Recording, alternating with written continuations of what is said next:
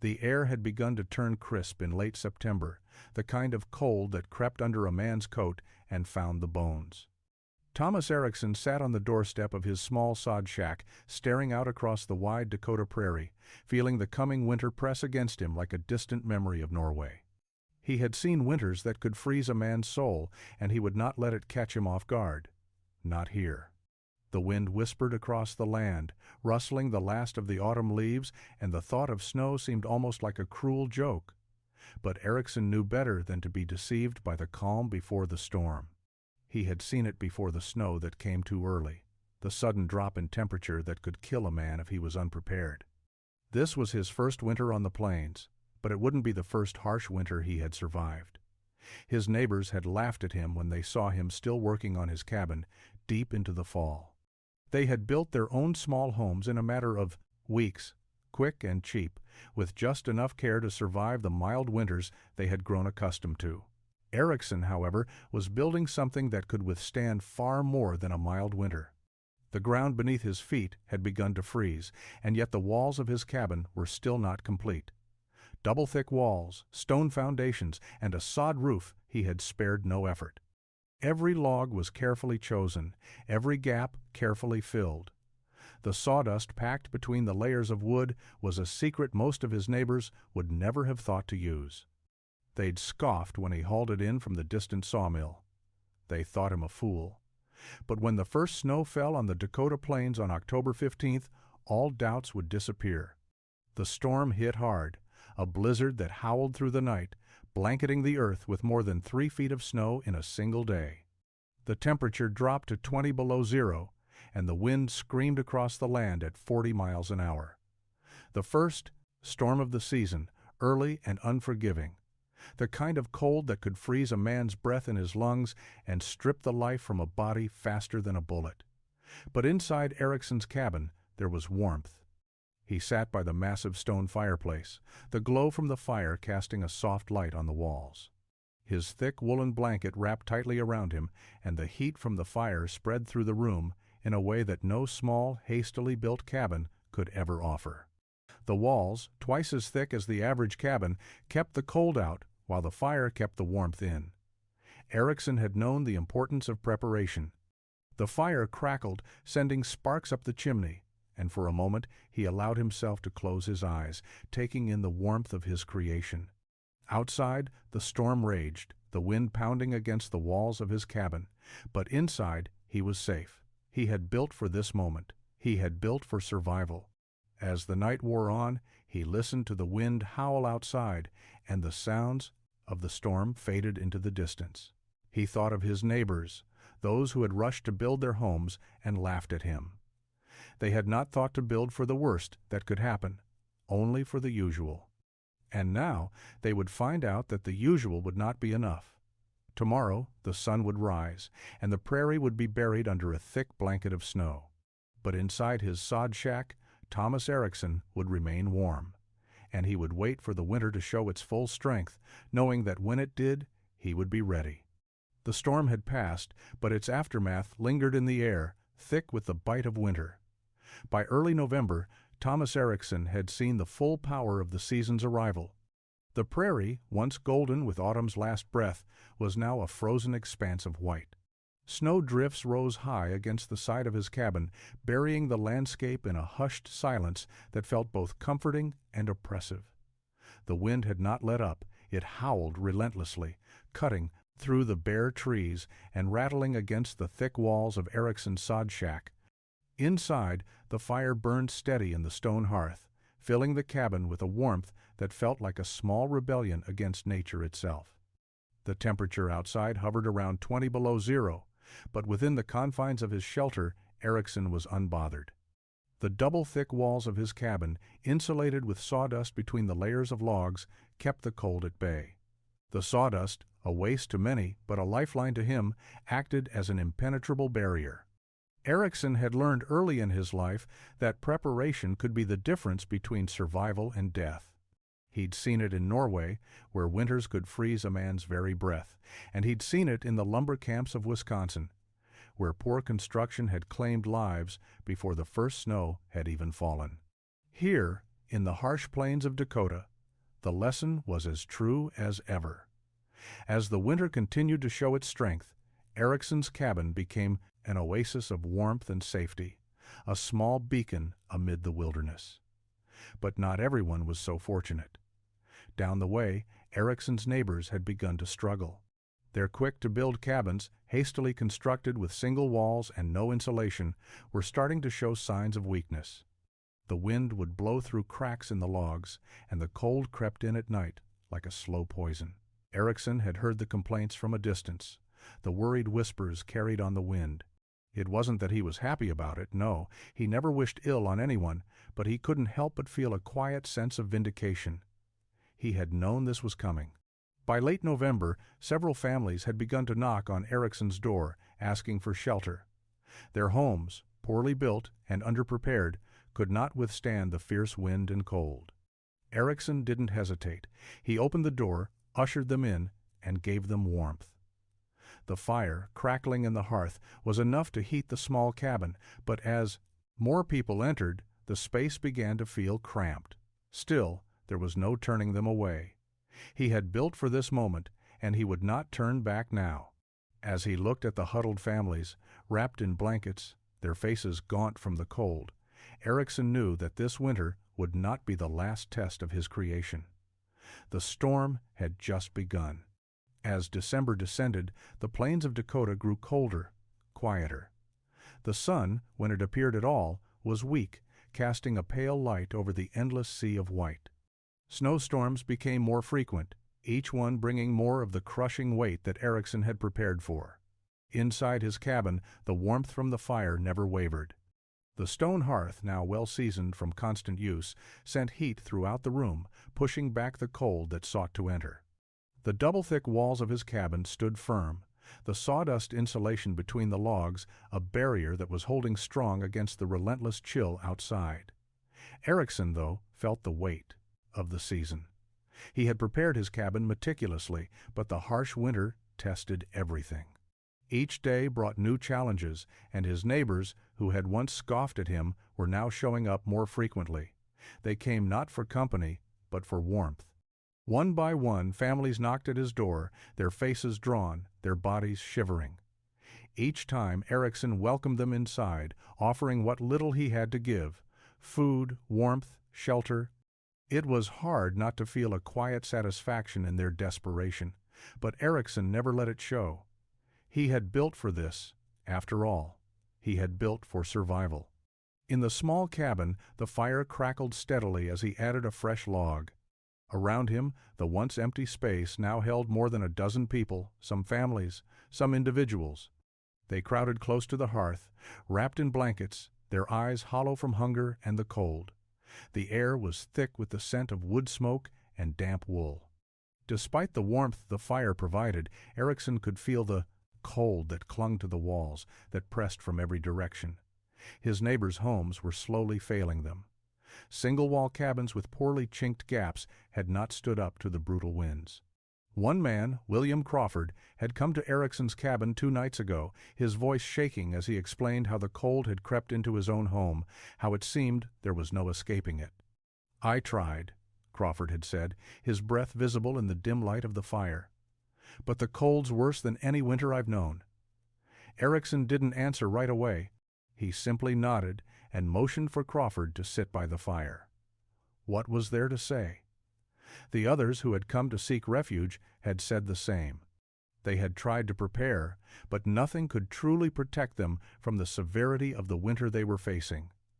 The firelight flickered, casting long shadows on the walls. Erickson sat back, his mind wandering for a moment. He could hear the wind outside, the sound of it scraping against, the land like a relentless beast. But within these walls, there was life. He had done it. He had built something that worked. Yet, even as the warmth settled into his bones, he knew that this was just the beginning. More snow would come, more cold would test them all. The real winter had only just started. The first few days after the snowstorm passed were deceiving. The air still bit sharply at Erickson's skin, but the calm made it feel as though the worst was over. But he knew better than to be fooled. Winter was only getting started, and with it came the relentless need for firewood. Erickson had prepared for the cold. He had hauled in enough firewood to last the winter, stacking it neatly beside his cabin, ready for the long months ahead. But now, with so many people sheltering inside, that stockpile was dwindling faster than he had expected. The fire that kept everyone warm burned steadily, but its demands grew. The more people, the more wood it consumed. The thought of running out was enough to make Erickson's stomach tighten. By early January, as the snow continued to pile high, the firewood had become an urgent need. The wind still howled relentlessly, a cold that seemed to penetrate through even the thickest layers of clothing, pushing everyone inside and making the fire an absolute necessity. Erickson knew it was time to venture out for more wood. With a small group of neighbors, those who were strong enough to help, he set out early one morning before the wind could pick up again. They wrapped themselves in layers of wool and fur, scarves tightly wound around their faces. The snow was deep, drifts rising up over their knees, but Erickson pressed forward. He had no choice. The land around them was bare and windswept, and the trees they sought lay just beyond the ridge where the creek ran thin and the land sloped toward a small forest. The trees here were not the thick, sturdy pines that dotted the northern forests. These were smaller cottonwoods, their limbs twisted by the wind, their bark a light, pale gray. But they would do. Erickson knew that any wood was better than none. The work was slow, harder than Erickson had expected. The snow made it difficult to carry the logs, and the cold seeped into their bones despite the layers they wore. Each man cut what he could, dragging fallen limbs and chopped logs back to the makeshift sleds they had built. The sleds were clumsy in the snow, sliding only a few feet before they became lodged in the deep drifts. The men cursed the cold, but they knew there was no turning back. By mid-afternoon, their sleds were full, and the sun had begun its descent, casting long shadows across the snow.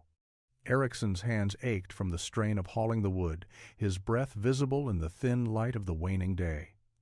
They had enough to last the night, but it wasn't enough to stretch much further.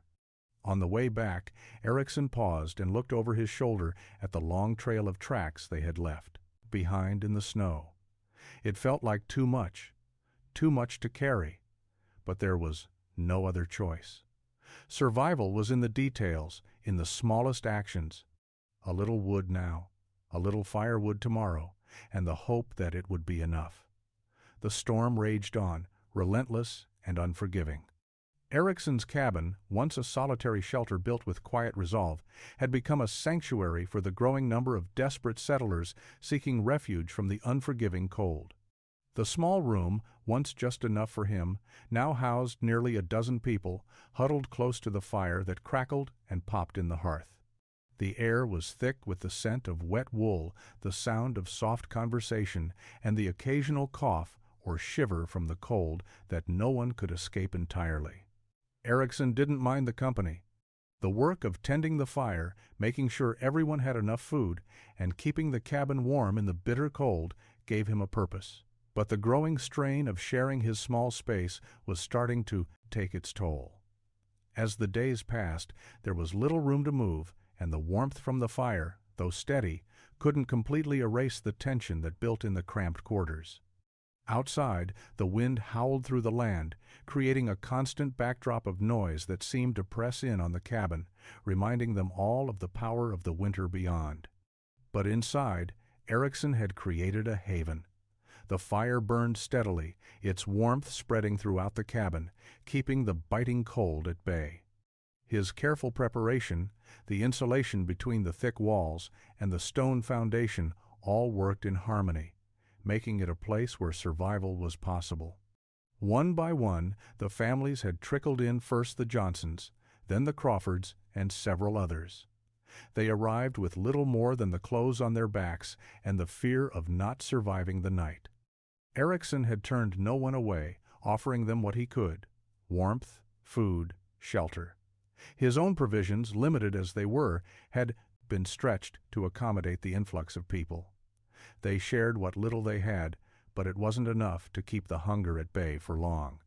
Despite the cold, despite the lack of supplies, there was a quiet understanding that this was their only hope.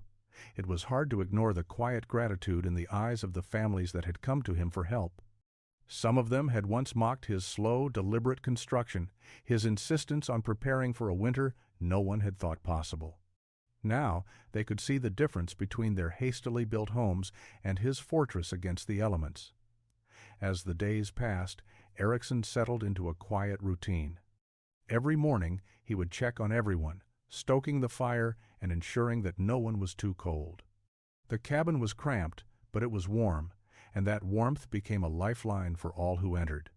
The sounds of life within the walls, the murmur of voices, the crackle of the fire offered a sense of normalcy in the midst of chaos. It was the place of refuge, a place where survival wasn't just about the strength of the walls, but the strength of the community that gathered within them. By early February, the landscape outside Erickson's cabin had transformed into a barren, frozen wasteland. The wind blew harder than ever, snowdrifts piled high against the cabin's thick walls, and the air felt as though it had been frozen in time. The once gentle rhythms of daily life, gathering firewood, tending the stove, sharing stories by the hearth, had turned into a constant fight against the cold. The storm had not relented. It was the hardest winter anyone in the settlement had ever known. Inside Erickson's cabin, the fire still burned steady, its light flickering across the faces of the people huddled close together. The warmth from the fire kept the worst of the cold at bay. But as the weeks wore on, the cabin had begun to feel smaller, the air heavier. The families who had once filled the space with their murmurs and laughter now sat in silence more often than not. Hunger, too, had begun to make its presence known. Provisions that had seemed ample in the early days of winter had dwindled to near nothing. The meager rations were shared, and yet it never seemed enough. The growing strain was felt by everyone. The air was thick with the scent of wet wool, smoke from the fire, and the faint smell of hunger that couldn't be masked by the small meals they shared. Erickson watched as his neighbors, once proud and self-sufficient, now leaned on him for support, their eyes filled with quiet desperation. Some were too weak to do the work they once did. Others, like the Johnsons, had begun to cough in the cold, a telltale sign of illness creeping in. Erickson, despite his own weariness, carried on. He knew he had built this cabin to withstand the worst of the winter. But now it wasn't just the cold outside that he had to contend with. It was the weight of responsibility inside. He couldn't turn anyone away, even when his own resources were stretched thin. He had built for this, for survival, for the moment when all would depend on the choices he had made long before the first snow fell. Each morning, Erickson went out to check on the firewood. The pile he had once carefully stacked now looked pitifully small, the wood damp from the endless snow. He had no choice but to go farther, cutting down the few remaining trees in the nearby woods. The deep snow made it slow work, but each log he chopped felt like a victory against the cold that had claimed so many others. The storm raged on, indifferent to the struggles of men. It had no mercy for the weak, and no kindness for those who were unprepared. But inside Erickson's cabin, there was still warmth. There was still life. He didn't know how long they could survive like this, but as long as the fire burned, as long as he could carry on, he would keep fighting. For them. For the cabin he had built with his own hands. By the end of February, Erickson had begun to feel the weight of the winter more deeply. The cold no longer just nipped at the edges of his consciousness, it gnawed at him. His hands were raw from chopping firewood, his back sore from hauling logs, and the air inside the cabin, despite the fire, had a sharpness to it that no amount of warmth could erase. The fire was still burning strong, but Erickson felt a sense of creeping dread. The resources were dwindling, and there was no more wood to gather without venturing deeper into the snow-covered wilderness. His neighbors, once grateful and full of quiet thanks, were beginning to show the strain of months without respite. The women and children huddled close to the fire, wrapped in every blanket they had, while the men sat in silence, staring into the flames. The coughing had grown worse, too, especially among the youngest. The cold, The lack of food, the unrelenting storm, it had all begun to wear on them. Even the children had stopped playing, their energy drained by the constant chill. Erickson could see the fear creeping into their eyes, and he couldn't blame them. The hope that they had once carried in the early days of winter, when they'd all believed the storm would end, when they'd thought the snow would melt by March, was fading. They were living from day to day, but the question of how many more days they could endure hung heavy in the air. He had never thought survival would come easy. His life in Norway had taught him that much. But here, in the heart of Dakota, surrounded by neighbors who had once mocked him, he found the price of survival was more than he had bargained for. Each morning, Erickson rose before the others, knowing he couldn't afford to waste a moment. There were still tasks to be done, more wood to chop, more food to ration, more fires to tend. But even as he worked, his mind turned over a bitter thought. How much longer could they keep this up? The firewood he had stacked so carefully was now nothing more than a pile of dreams. The food he had stored was running low. The storm, like a cruel beast, had taken all they had and given nothing in return. The rest of the settlement would be starving soon. Despite all this, Erickson never showed his doubt. He couldn't afford to. If his neighbors saw it in his face, if they thought for even a moment that he didn't believe in their survival, their hope might shatter completely. They had already lost so much. He had to be strong for them, even when he didn't feel strong at all. That night, as the wind howled outside and the fire crackled in the hearth, Erickson looked around at the weary faces. He didn't know what tomorrow would bring, but as long as he could keep the fire burning, he would keep fighting for them, for all of them. The storm came in the night, fierce and unrelenting. Erickson had known it was coming. The cold air had shifted in a way that made his bones ache, but nothing could have prepared him for the force of it. The wind howled like a wild animal, scratching at the cabin's walls, shaking the roof with its violence. The snow fell in thick, suffocating sheets, burying the prairie in an instant. There was no moon, no stars, only the howling darkness and the endless white. Inside the cabin, the fire burned low, but its warmth was fighting a losing battle. The cold outside had begun to seep in through the cracks, curling under the door and around the windows. Erickson kept the fire stoked as best he could, but the woodpile was nearly gone, and the last of his energy had been spent just keeping the flame alive. The families that had taken refuge in his cabin were silent now, their eyes hollow with exhaustion. The children had stopped crying, their small bodies too weak to protest. The adults sat together, their faces gaunt, their hands shaking from both the cold and the fear they tried to hide. Even the once constant murmurs of conversation had dwindled to nothing more than the occasional cough or sigh. Erickson sat by the fire, his woolen blanket pulled tightly around his shoulders, but he still felt the bite of the cold. He glanced around at the people he had taken in, at the faces he had come to know in these long months of survival. The fear was in their eyes, but there was also something else, a quiet desperation that Erickson could not ignore. It weighed heavily on him. The storm outside raged without mercy. The sound of it was deafening, drowning out any hope of rest. Erickson tried to focus on the crackling fire, on the steady rhythm of the logs as they burned, but his mind kept drifting back to the thought he couldn't escape. How long could they last? The firewood would be gone by morning. The food had already begun to run out. He had no more warmth to offer beyond the fire, no more strength to give. The clock inside his chest ticked steadily, but with every minute that passed, it seemed the storm grew fiercer and the cold inside the cabin deepened. It wasn't just the chill of the winter that threatened to break them, it was the weight of uncertainty. How long would the snow last?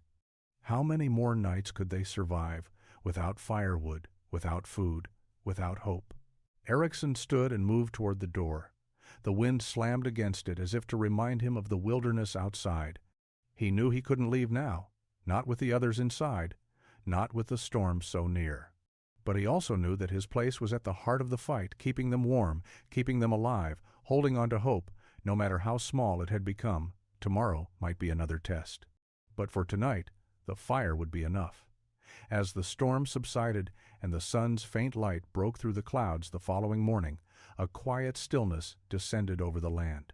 The wind that had raged for so many days had finally died down, leaving behind a suffocating silence.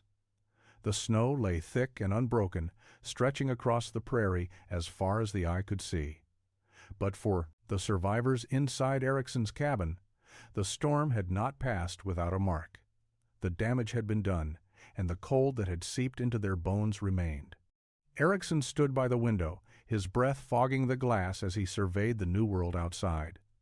The storm had claimed much of the woodpile, blown the remnants of trees into distant corners of the land. The cold was no longer just an inconvenience. It was a true adversary, one they had no choice but to fight. Inside the cabin, the survivors moved slower now. The once constant hum of life had given way to an eerie stillness. Those who could still stand sat close to the fire, their faces gaunt with hunger. The children, once vibrant and full of energy, now barely stirred, their small frames lost beneath layers of blankets. Erickson saw the exhaustion in their eyes, the realization that they were nearing the limit of what they could endure. He had done everything he could. The cabin, sturdy as it was, could only do so much. The fire could only provide so much warmth, the food so much sustenance. And now, as the weather cleared, he knew they would need more than just what they had left in the cabin. It wasn't just firewood that was running low, it was hope. By noon, Erickson gathered the few men strong enough to stand. They would go out. They had to. There was no choice. The snow had stopped falling, but it would take more than a quiet day to erase the damage done. Erickson knew the time had come to leave the cabin, to venture out into the storm-ravaged land in search of whatever they could find, firewood, food, anything. One by one, the men rose. Their eyes were weary, but there was a glimmer of determination there too. They knew what had to be done. Erickson led the group out the door, the cold hitting them like a wall. The land had transformed into something alien, something unwelcoming. The once familiar prairie now seemed like a vast wasteland with nothing but endless white. The men struggled through, the snowdrifts, their boots sinking deep with each step. The cold cut through them, numbing their fingers and faces. But there was no turning back. Not now. Not after all they had endured. Erickson, despite the bitter cold, felt a renewed sense of purpose. The fire in the cabin had been his last hope, but now, with his men beside him, it was time to make a new plan. Survival didn't come easily. It never had. But as long as there was breath in their lungs, there was still a chance. Spring arrived quietly, as if the earth itself had forgotten what it felt like to warm under the sun. The storm that had once seemed like a never-ending force began to fade, and the snow that had blanketed the plains for months slowly melted, revealing a landscape that was at once familiar and foreign. The chill that had gripped Dakota for so long no longer stung at the skin, and the wind, once an enemy, now carried the faintest hint of warmth. Erickson stood at the cabin's doorway, gazing out at the thawing world. His breath, no longer visible in the air, caught briefly in his chest as he looked around. The prairie, though battered, still held a quiet beauty. The horizon was clear, the sky a soft blue that seemed almost too warm to be real. The ice that had once held the land captive was breaking apart, and the land was beginning to breathe again. Inside the cabin, the mood had shifted. The survivors who had once huddled together in silence now spoke in softer tones, their voices no longer filled with desperation. The fire still burned, though its light seemed less urgent, more a reminder of the trials they had endured. The faces around him, though gaunt and worn, held an air of cautious hope. Erickson could feel the weight of the winter lifting, but the memory of what they had all suffered hung heavy in the air. There had been loss, so much loss, but there had also been survival. The cabin, once a mere shelter from the storm, had become a symbol of endurance, a place that had withstood the worst of what nature had to offer, and they, too, had survived. Outside, the thaw continued. The first buds of spring appeared on the edges of the trees, and the earth seemed to stretch beneath the sun, eager to reclaim what had been lost to the frozen months. The wind, now softer, whispered through the grass, and for the first time in what felt like forever, the world seemed at peace. Erickson took a deep breath, his chest rising with the fresh air. He had known, from the very beginning, that this day would come. He had built for survival, for this exact moment when the cold would break and the warmth would return. And now, as the land began to heal, so too did the people inside his cabin. They had been tested more than they ever could have imagined, and though the scars of the winter would remain, they had made it through. The storm had come, and it had passed. But it had left behind something more than just the memory of cold. It had left a legacy of strength, of community, and of the quiet dignity that comes with surviving the worst. Erickson turned back to the cabin, where the fire still burned, and smiled. It wasn't over, but the worst was behind them.